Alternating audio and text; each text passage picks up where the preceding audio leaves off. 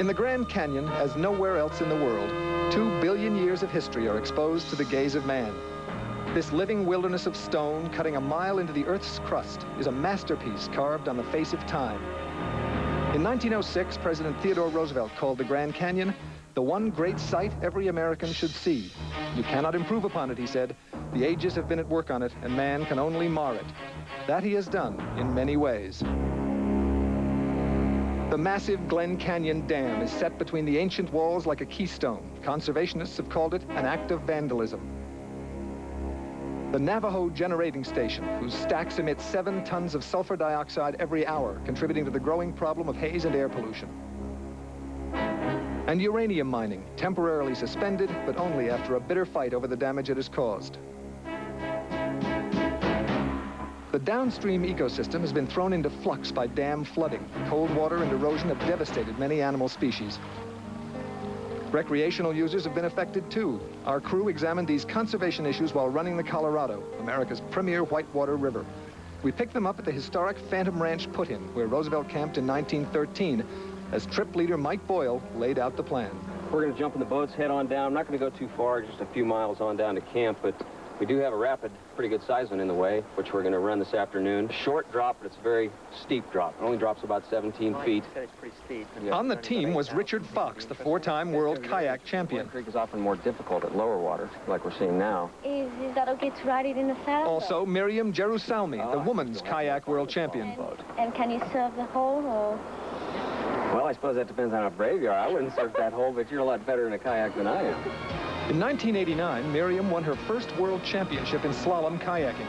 Far cry from the days at home in France when she competed against boys at the age of 12. The slalom puts a premium on agility, as competitors are penalized for touching a gate.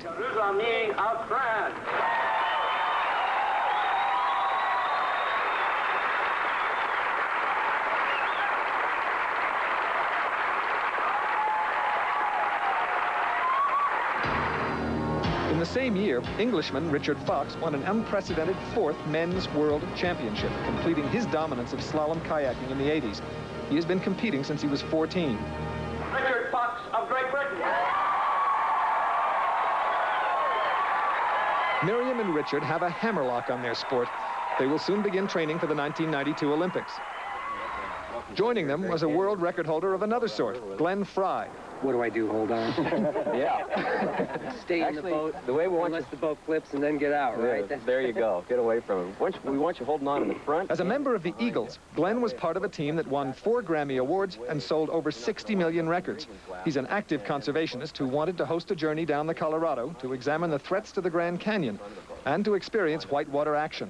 After the trip, he was inspired to write the music for this presentation. There you go. I'd never been on a river expedition before, but they say if you have only one to make, it's got to be the Colorado. I was glad to be surrounded by experts. Woody Callaway, the national reigning squirt boat champ, will shoot rapids in his squirt boat, a kayak that rides low in the water. Nolan Whitesell is a 3-time open canoe national champion. Without decking or a spray skirt, water will pour into Nolan's open canoe, lessening its buoyancy. He must be adept at making recoveries. Today's canoes are not much different than those pioneered by the American Indians. Richard Fox limbered up. It looked more like being stretched on a human rack to me. There's no warming up once you're in the waves, though, so the boaters made certain they were ready to rock and roll before leaving the shore. The neoprene spray skirt, made of the same material as a wetsuit, acts as a seal to keep out water. I thought I'd sit out this first run of Granite Rapid and watch how the experts did it. Kayak is an Eskimo word. The kayak was originally designed as a highly maneuverable craft from which to hunt walrus and seal on the open ocean. I wish the boaters luck on this first run. The music that accompanies it was inspired by my first look at these white-waved monsters.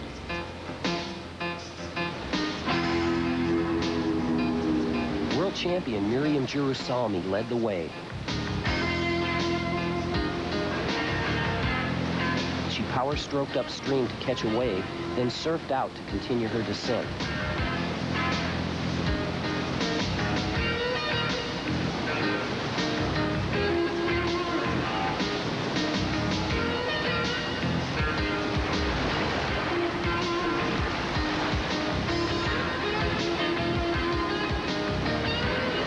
Next up was champion Richard Fox, taking a direct, aggressive approach. Here he used a draw stroke to get back on line.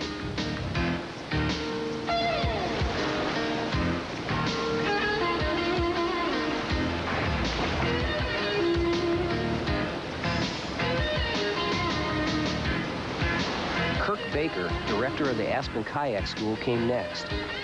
He was a stylish performer. Granite's power was revealed as the deepest hole stood him on end, what kayakers call a back-ender.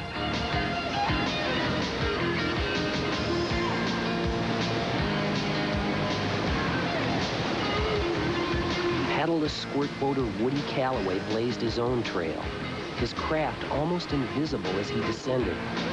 A squirt boat's more a freestyle boat. You'll be able to sink either end of the boat and do tricks like cartwheels going down a rapid. You can sink the entire boat using the currents of the river. And that's how it differs from a normal kayak. This is great. There's nothing like scaring yourself first thing in the morning. It's better than coffee.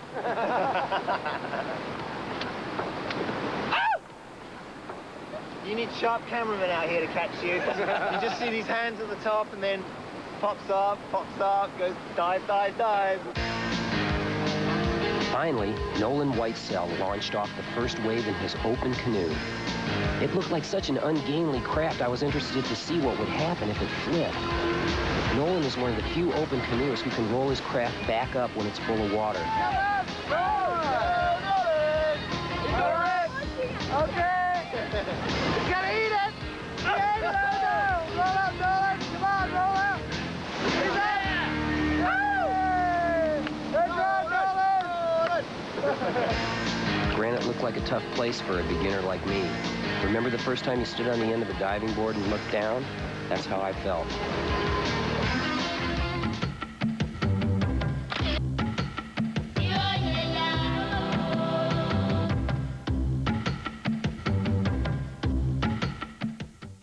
Welcome to Telecom, Sala speaking. Look, I don't know what you blokes have done, but my phone's gone dead. I'm down the road in a phone box. Oh, that's no good. What's your number at home? 481-2345. So, Mr. McCarthy, is it? How'd you know that?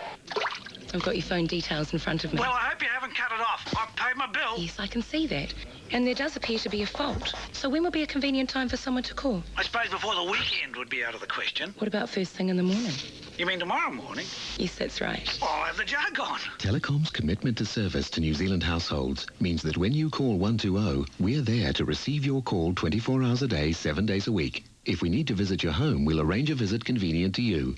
If for some reason we should miss that visit, or you're without service for more than 24 hours because of a fault on our network, you can choose either a refund of 1 month's residential line rental or a $50 phone card. Can you guarantee that? Yes, I can. Well, good on you. That's great. Yeah, couldn't be better.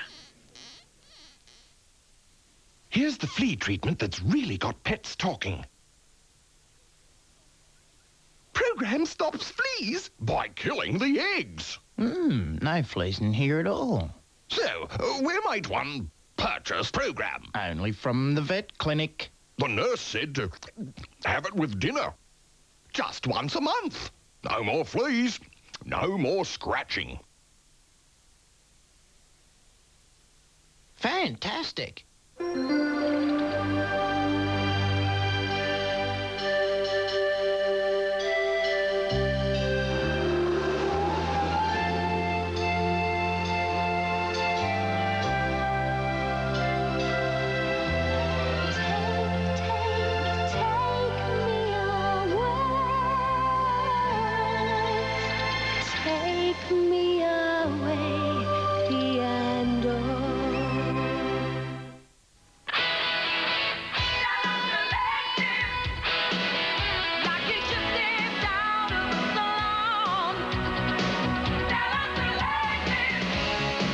Choose the salon shampoo and conditioner that's right for your hair.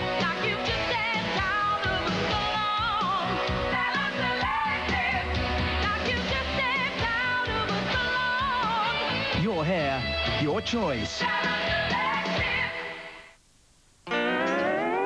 how'd you like to go to Disneyland? To lead a Disneyland parade? And visit the new Mickey's Toontown? Wow! Just send in 5 Disney tokens from Sanitarium Wheatbix and we'll send you a free Disney pack with a bookmark, badge and stickers. And an entry form to win one of 3 family trips flying Air New Zealand to the wonderful world of Disneyland. So start collecting your tokens now. To get rid of stains on your carpet, even old stains, you can get creative. Or you can get scientific. With Freedom Carpet Science, the unique emulsion cleaning formula that gets out old stains, like red wine, grape juice, mud, coffee, even spaghetti sauce. Getting rid of old stains, hey, it's not rocket science, it's Freedom Carpet Science from SC Johnson Wax. Tonight on 2020... The facts about a crippling bone disease which could affect any woman as she gets older. At least a third of patients will break a bone while doing something so simple as just rolling over in bed or coughing. And a special report on child abuse. A startling new study that reveals that when children say they've been abused by adults, their stories may not necessarily be true. No one's willing to doubt a child. In association with Bell South, 2020, 7:30 tonight on TV3.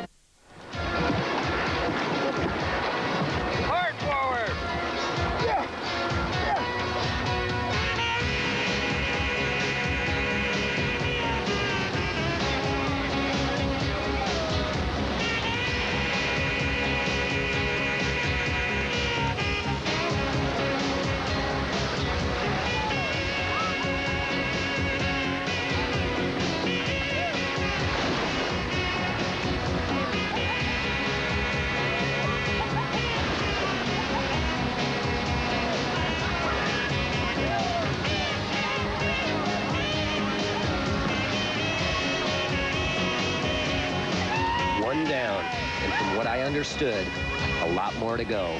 That's fun though, because you're hitting everything face on, and you're moving around on the boat. You've got to keep a grip here, but then you've got to look at what's coming. Yeah, you hear everybody screaming. Yeah, in the raft, in fact, if you don't do much, it doesn't matter. The raft is still going. Yeah. Mike took us up to see a famous relic at mile 109 on the river. Glenn, how do you like this boat? Whoa. Prehistoric Squirt Boat. Yeah, this is an old cataract boat. This is one of the early versions of how they got down through the Grand Canyon on the Colorado River. Built by Bert Loper. He built this boat for a couple of guys named Russell and Monet, who came down around 1911. And they were actually coming down here to make a film here in Grand Canyon in hopes of selling it and making a few bucks on it. Where would they row from? Well, they'd sit in here, and the nose of the boat here, they'd row this downstream, and they'd call what was called powling it, just powling downstream, just pulling down through the rapids. And they probably portaged a lot of the rapids also. They'd take everything out of the boat, carry it all around, and then pick up the boat, and drag it around the rocks, or possibly even line the boat through with ropes. Just bounce it down right next to the shore so they get it down to the bottom and not have to run out into the meat of the main rapid. Though some aspects of the canyon seemed relatively unchanged since the early years of this century, the boating is radically different. Composite materials and hard rubbers are used for raft construction. Kayaks have progressed from animal skin frames to sophisticated fiberglass and polyethylene shells that can take a beating.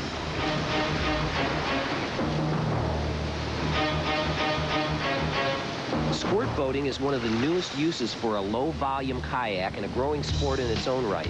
Woody demonstrated a mystery move. The mystery is what he does while submerged in the superhighway currents of the Colorado River, only to reappear without his paddle, ready for the next display of hydroacrobatics.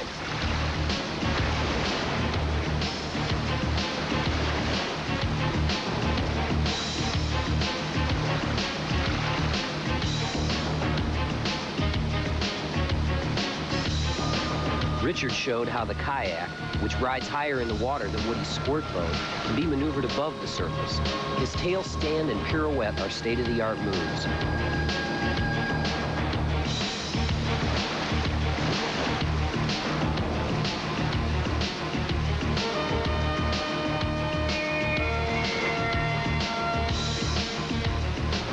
Modern man's boundary lines mean that 3 states share the Grand Canyon watershed. 277 miles of river are protected by Grand Canyon National Park. The rock and hard pan of the ancient Colorado Plateau surround the canyon in Arizona. 1,000 years ago, the Anasazi Indians successfully inhabited the canyon as hunter-gatherers, then mysteriously vanished. These petroglyphs are evidence of their early presence. And just how old are these? Regan Dale led Richard and Miriam up to a granary where Anasazi stored their food above the floodline. Well, the early river runners, more than likely, were the first ones in modern time to see them. Surveyors came down here in the early 1900s and more than likely spotted them. Yeah. And then came the dam. Glen Canyon Dam was 6 years and 10 million tons of concrete in the making. By 1963, the beauty of Glen Canyon had been drowned forever beneath what is now known as Lake Powell. Heavy spring runoffs have caused occasional flooding, pouring countless thousands of gallons of cold water into the downstream ecosystem. Fluctuating flows have accelerated erosion, washing away the silt that is necessary for embankments and sandbars. Studies are underway to examine the extent of the damage. Dave Rubin is with the U.S. Geological Society. The sand and mud on the surface of this trench, so we'll be able to photograph it and have the structures show out. The purpose of the trench is so that we can see the internal structure of this sandbar. And in the part where we're working now, there are two main units. There's this underlying set of crossbeds that was deposited by a dune migrating out of the main channel up into this bar, and that's overlain by these muds that were deposited by ripples migrating down the channel of the river. The erosion of sandbars and beaches is crucial to recreational use.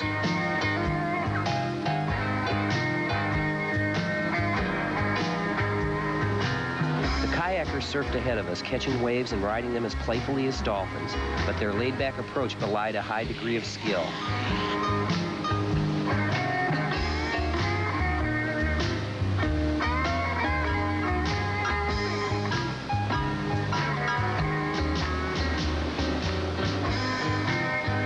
Only the best in the world could place 3 kayaks on the same small wave.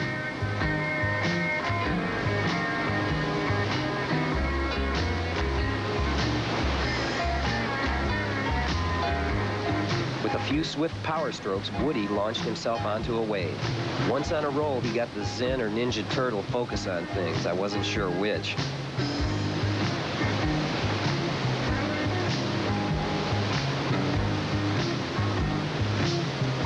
The first explorer to make a descent of the Colorado was Major John Wesley Powell, a one-armed Civil War hero. In his journal of 1869, he wrote, "Every one of these almost innumerable gorges is a world of beauty in itself. In the Grand Canyon, there are 1,000 Yosemites, the most sublime spectacle on earth." We felt like pioneers, too, in our own way, cut off from the outside world and living by the rhythms of the water. As the boaters approached House Rock, I realized that much of what I'd seen looked easy until you actually thought about what was going on. Imagine trying to execute a somersault with a boat around your waist inside an industrial-strength washing machine. The kayakers faced that sort of challenge every single rapid. Here, Richard got hammered by a big wave, an impact akin to a ton of water being dropped from 10 feet above you.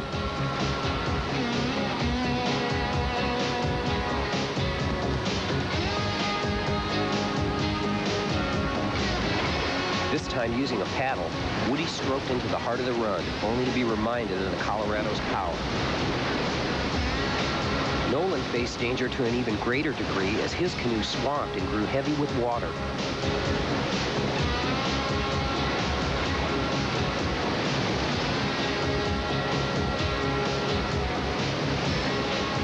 Rolling it up sometimes took more than one attempt.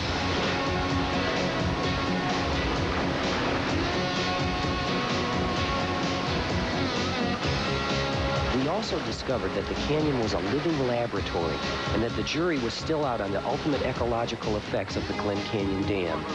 Richard and Miriam paddled by researchers studying a virtually extinct fish species known as the humpback chub. Right now is a trout to a large extent and a few of the native species that originally occurred. But basically, we're trying to do studies on the life history of the humpback and how it's surviving here in the canyon. That's good. The humpback's plight has become a symbol of the negative effects of the dam, but there have been positive ones as well. There are numerous government and private agencies working in the canyon to understand the various aspects of the ecology. Conservation issues are hard to quantify because environments are dynamic. They're always changing.